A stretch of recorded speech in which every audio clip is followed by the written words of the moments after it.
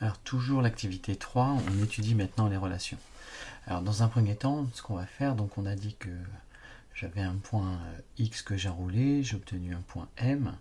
Vous voyez, hein, le nombre x est enroulé et puis il est ici.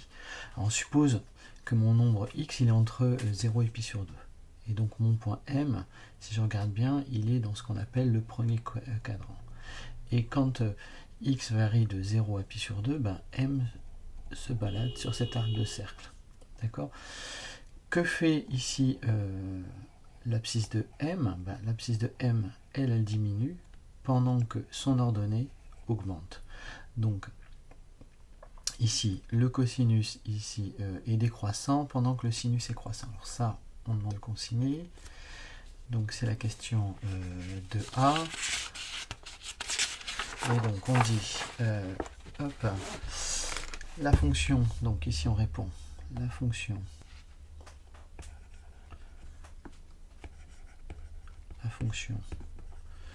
donc cosinus hein, est strictement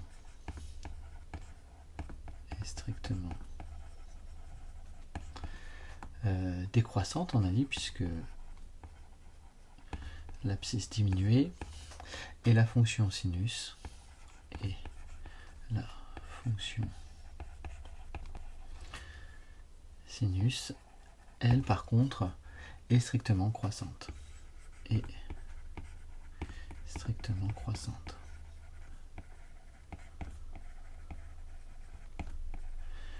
Alors ça, on va le mettre peut-être dans un tableau. Alors on va commencer à faire les questions en même temps E et F. Donc on a dit la fonction cosinus, elle décroît.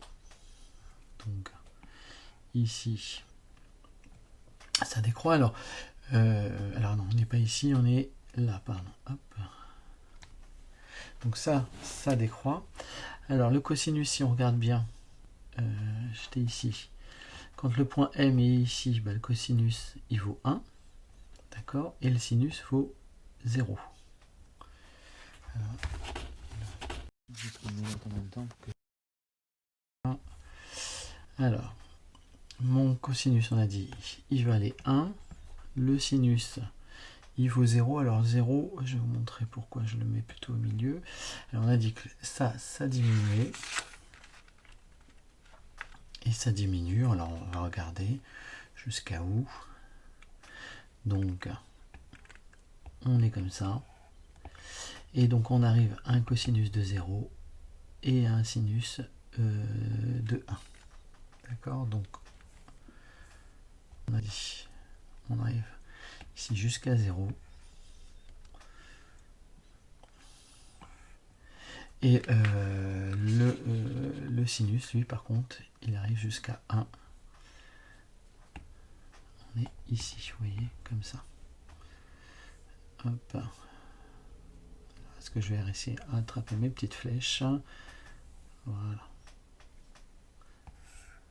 Donc voilà pour le premier cadran. Donc le voilà pour le tableau. Allez, on regarde ce qui se passe quand x est entre pi sur 2 et pi. Alors pi sur 2 et pi, donc x il varie comme ça. Donc on est dans ce qu'on appelle le deuxième cadran.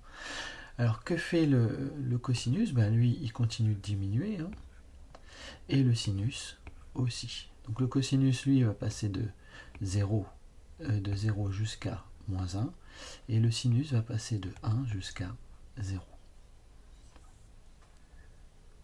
Donc petit b,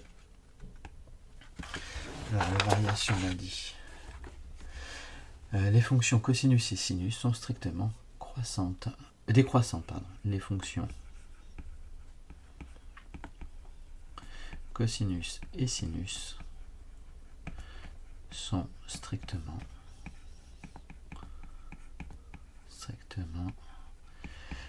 décroissantes, on a dit. Donc elle décroît toutes les deux. Donc on a dit le cosinus, il décroissait de, je vous remontre, de 0 ici, on était là, hein, quand on est ici, le cosinus il vaut 0, et quand on arrive ici, le cosinus il vaut moins 1. Donc ça décroît de 0 à moins 1, c'est pour ça que j'avais mis le 0 au milieu. Et le sinus, lui, il décroît aussi. On avait dit, il décroissait de 1 jusqu'à 0 si je ne me trompe pas. Hop, je regarde. Et ici, le sinus est passé de là et on est arrivé ici quand le point M se balade. Donc de 1 jusqu'à 0. Donc voilà pour ce deuxième cadran. Allez, question C. Alors, je pense que ça doit être quand on est dans le troisième cadran. Question C, ben voilà, c'est ça, c'est le troisième cadran. Vous voyez, les cadrans, c'est ça. Le premier, le deuxième, le troisième et le quatrième cadran. D'accord. Notre point M, lui, il varie, X, il varie de moins pi jusqu'à moins pi sur 2. Alors, que fait M, il se balade comme ça. Donc, que fait le cosinus? Ben, il augmente de moins 1 jusqu'à 0, tandis que le sinus continue de baisser, il passe de 0 à moins 1. On va écrire tout ça.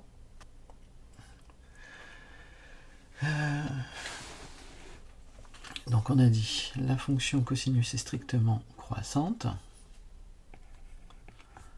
Fonction cosinus est strictement croissante.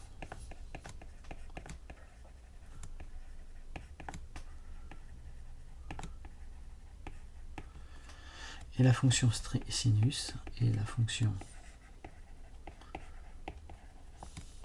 sinus, elle, par contre, est strictement décroissante.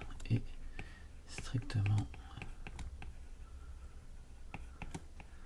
décroissante.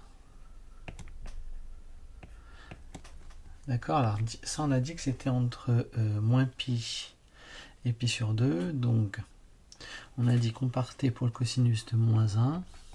Ça croissait jusqu'à 0. Je vous remonte ça. Donc ici on en est là, donc entre moins pi et pi sur 2. Donc le cosinus valait moins 1, il augmente jusqu'à 0, on le voit. Donc c'est ce que j'ai écrit ici. Et dans le même temps, le sinus, lui, qu'est-ce qu'il fait? Il passe de 0 à moins 1.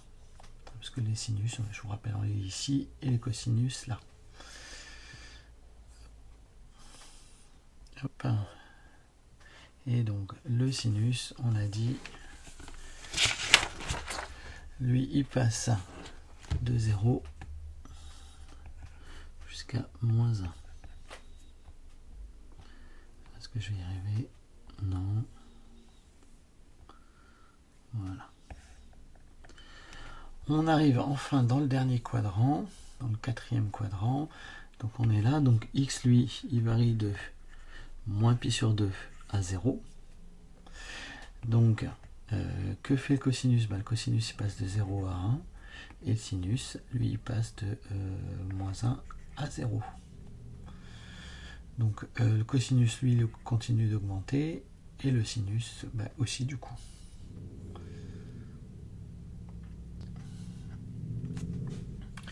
Alors, donc, les fonctions cosinus et sinus. Je vais écrire ici. Hop. Les fonctions cosinus et sinus sont strictement croissantes.